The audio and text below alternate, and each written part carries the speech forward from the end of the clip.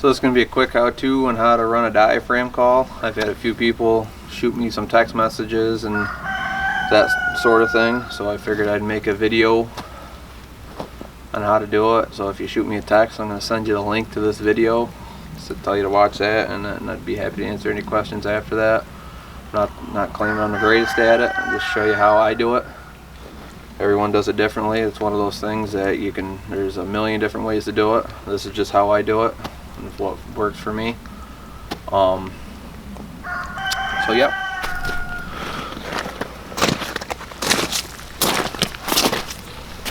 The first thing to go over is choosing a diaphragm call. There is a million different combinations you can choose from. There's all different kinds of cuts, different materials are made out of, different thicknesses, that sort of thing. You know, it can be kind of overwhelming. If I were telling someone to go out and buy some calls, I would say buy a combo cut, a V cut, and a reverse combo cut. Or not a V cut, I'd probably tell you to buy a bat wing. You know, and then with one of those three, you ought to be able to get close or figure out what cut works for you. I personally run a combo cut. It looks something like that. This is probably not the one to show the camera because it's got two green reeds on there, but that's what it looks like. You know, I stretch my own calls, so this is one of the ones I prefer. So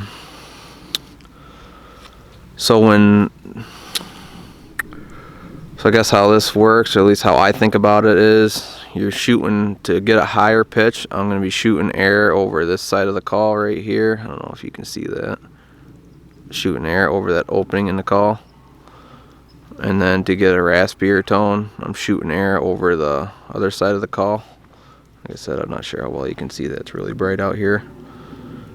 So there's that. If I had the other cuts made, I would show you, but I don't have any of them made right now. So once you figure out what call you want, you probably want to figure out how to make noise with it.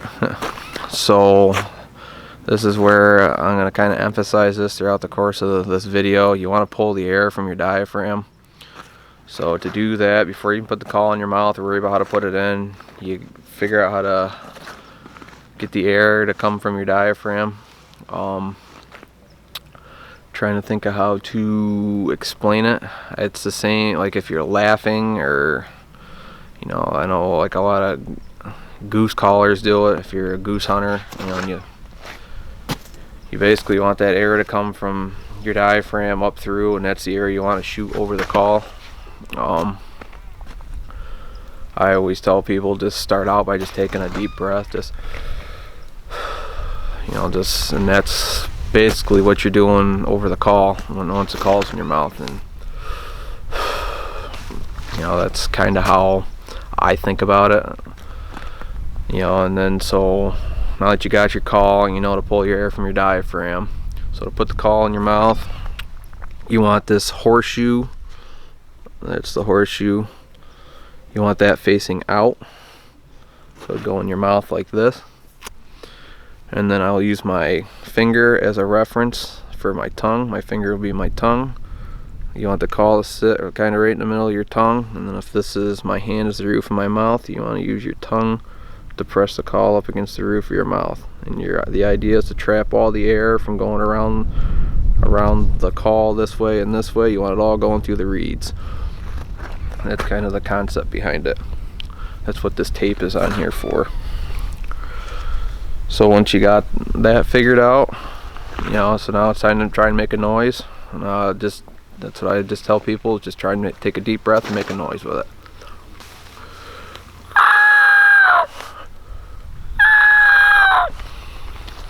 So once you can kind of make a noise with it, you got that part down. Now try and make a consistent noise with it.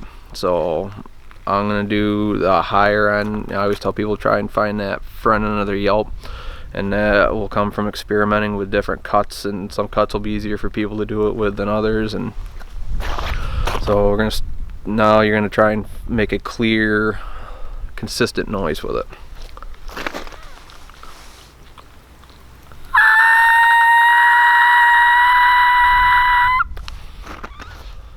So that's, for me on this combo cut, that's me shooting the air over the right side of the call, and I'm putting a little bit of tongue pressure up against it.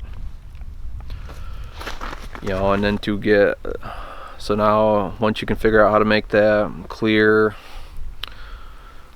note, that's the front end of your yelp. So now you're gonna make the bottom end of your yelp, or the second half of your yelp, and that's gonna be done by doing the same thing, other than I'm dropping my tongue a little bit, and that's gonna get me a raspier. I'm not putting as much pressure, I guess is a better way to put it. That's gonna give me a raspier tone.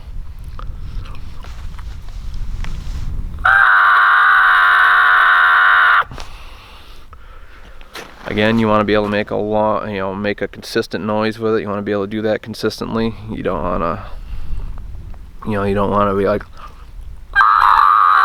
you don't want to be all over the place. You want to be able to do that consistently.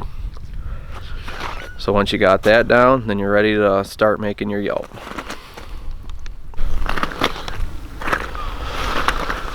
So in order to make your yelp, you're just combining the high end and the low end together, and that's essentially your hen yelp in a nutshell. It'll sound something like this.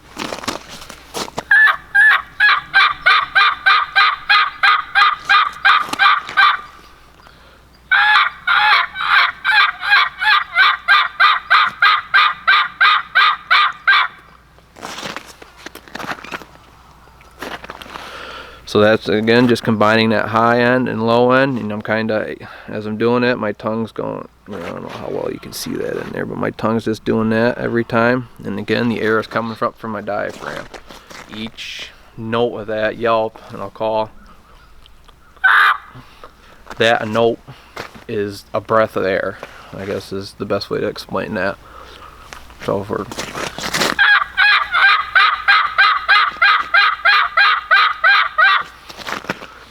So each note of that is a breath of air, and I don't know if you can see it in the camera, my chest kind of contracting, and that's just kind of putting emphasis on it. Again, it's important that air comes from your diaphragm. So once you got the yelping figured out, you can go on to cutting and clucking, or clucking and cutting, I guess you could say.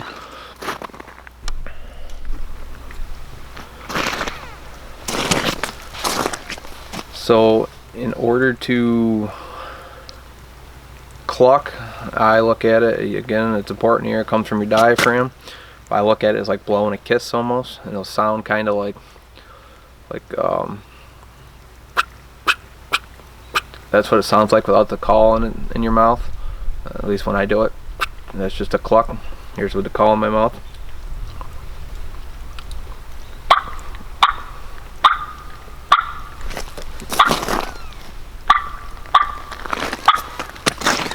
And that's just a short burst of air coming up from my diaphragm.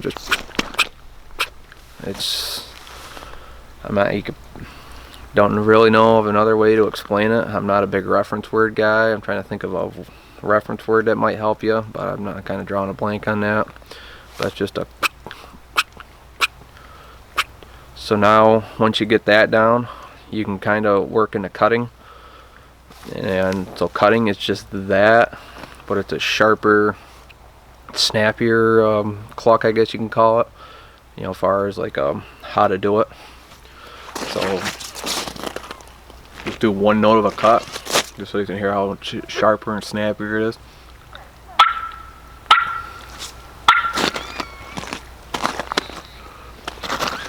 So you hear how much sharper and snappier that is. So now when you're cutting, rhythm and cadence are a kind of a big deal with cutting. You'll hear guys out in the woods, and it'll be like a 500 note cackle or whatever, and it just don't sound realistic. If you ever called in a hen that comes in cutting, if you notice, she's kind of doing that 1 1 2 1 2 1 2 3 1 2, that tick-tocking, I guess, back and forth. And that's kind of what I'll show you how to duplicate here, at least how I do it. It'll sound kind of something like this.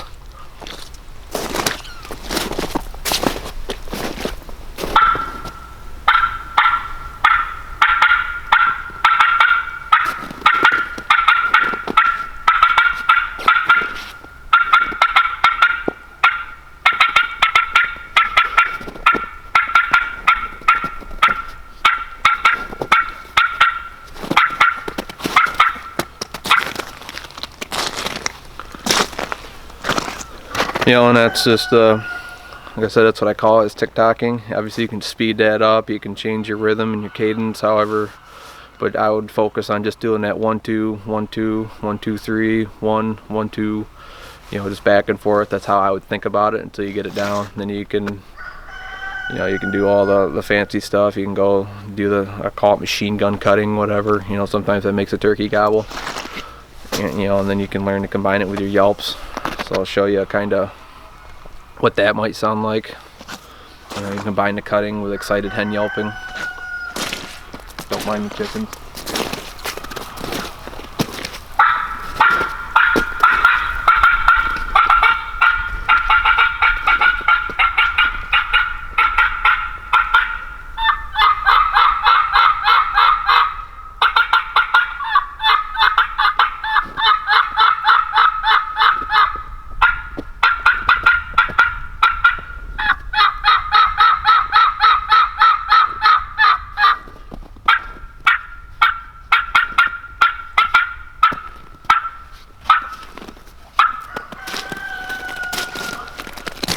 Again, you gotta play around with it. You gotta figure out what works for you. That's just, that's just how I do it. And then, so I'll touch on the fly down cackle while we're on the clucking and cutting portion of this. Fly down cackle is just basically a turkey waking up in the morning, and basically when the turkey leaves the limb and hits the ground, he'll do like a kind of like when you scare the crap out of a chicken and they fly off. I don't know how else to explain it. It'll sound kind of something like this. I'll just do a little hen waking up in the morning and then flies down, hits the ground.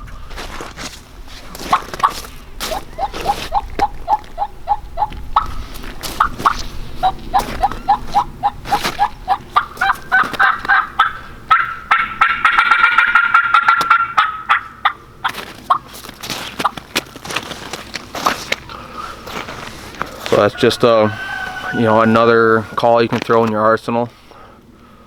So the next call we'll go to is the clucking and purring. The next call I'll talk about is purring. It is the call I struggle the most with. There are two ways you can do it. You can do it by gargling your throat like you would water or mouthwash or anything like that, or you can do it fluttering your tongue. I used to do it gargling my throat. I wasn't very good at it. I do it now by fluttering my tongue. Still don't claim to be very good at it, but that's just the way I learned to do it, and it works best for me. So to do it fluttering your tongue, it helps if you have a call it's not stretched as tight. If the call is stretched too tight, it'll be tough to get the reeds to vibrate. So again, the air is coming up from my diaphragm. When you do it without the call in your mouth, it'll sound something kind of like this.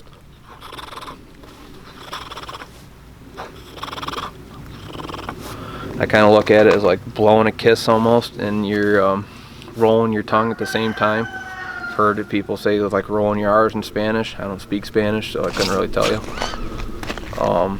But it's just kind of... So I'd recommend doing it just to get a noise out of it, just to get the call to roll when you're fluttering your tongue. Just, don't even try and sound like a turkey doing it. Just try and get the call to roll. It'll sound kind of like...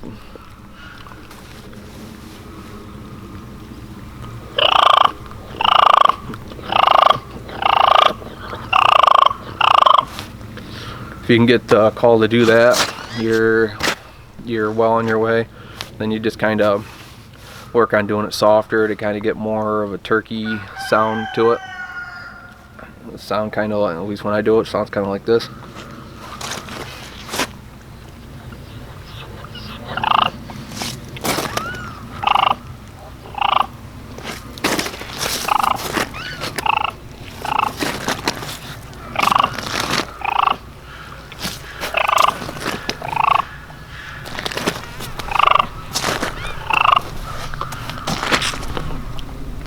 So that's kind of how I do it.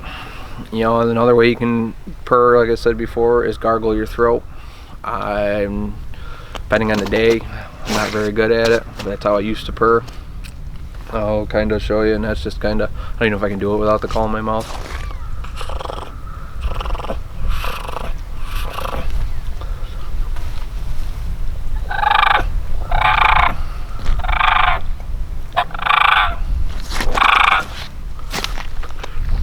You know, just two different ways. You probably find a whole bunch of other videos on how to do it. That's just how I do it.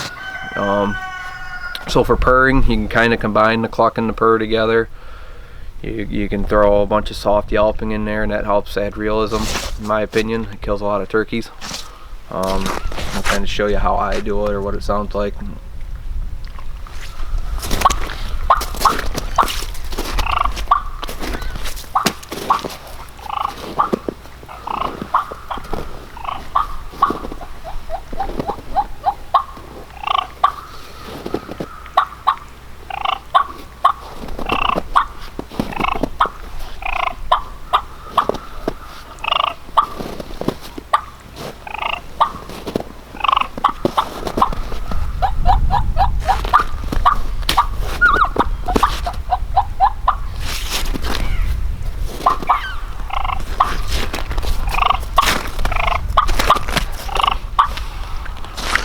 That's just kind of how you're combining the different calls to, a lot of times turkeys just out of gun range or within that 100 yards mark, that 100-yard mark, that can be pretty lethal if you know when to use it.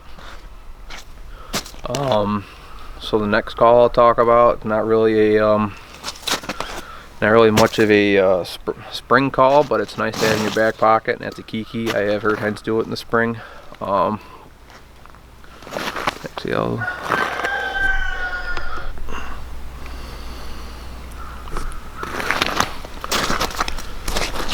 the next call I'll talk about is a kiki. I haven't really, it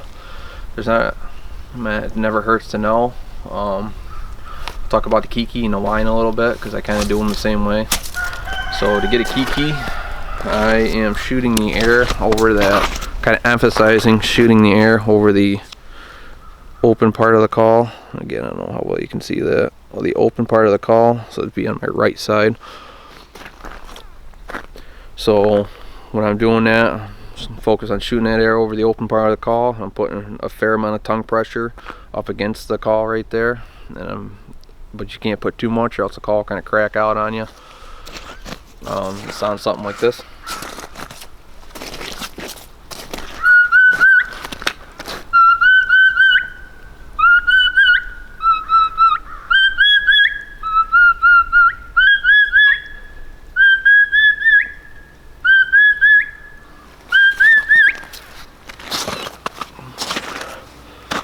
So that's a kiki. That's just a lost hen. It's a pretty common fall call. It can be used in the spring. I've heard hens in the spring do it. So like I said, to do that, you're just putting a fair amount of tongue pressure up against, for me, it's that right side of the call, and you're just blowing air through it. But the important part about that is too, you don't want to drop your tongue off, or else the call will kind of crack out on you. You'll lose that high pitch that you're getting. So then you can combine that. They do what they call the kiki run, and that's the kiki and the yelp. It sounds kind of like this.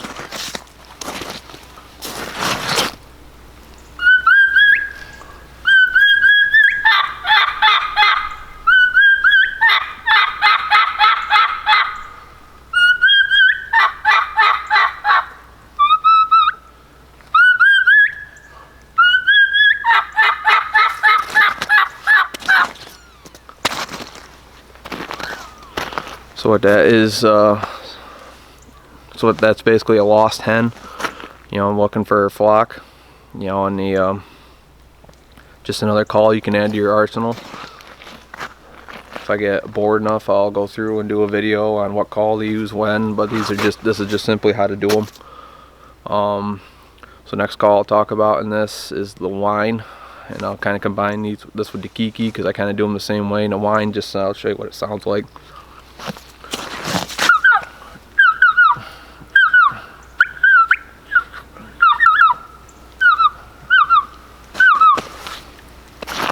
And I'm just doing that basically the same way I do the kiki, keeping pressure on that open spot of the call, and I'm just doing like, you know, and that just, again, it's just something you can do. You can throw in there to add realism. You can do that when you're clucking and purring, and you know, doing that soft yelping. You know, and that just, again, it helps add realism. You know, I've heard a ton of turkeys do that when you get up close to them. You know, it's just kind of one of those, again, you throw it in the back pocket.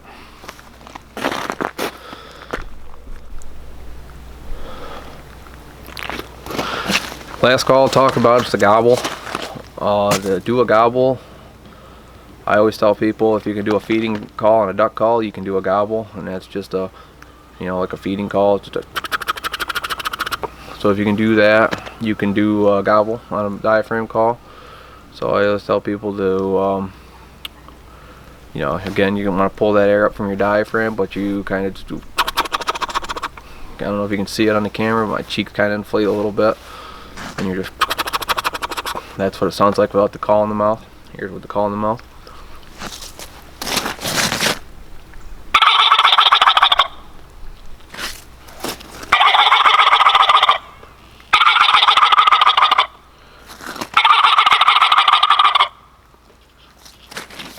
Again, that's just pulling the air up from the diaphragm. Go.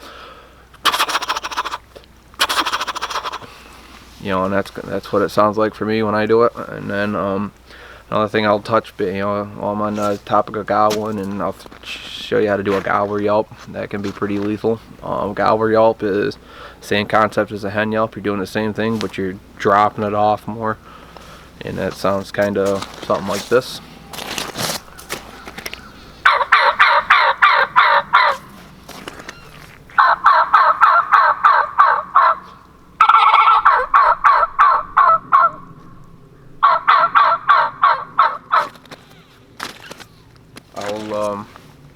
I use that a lot.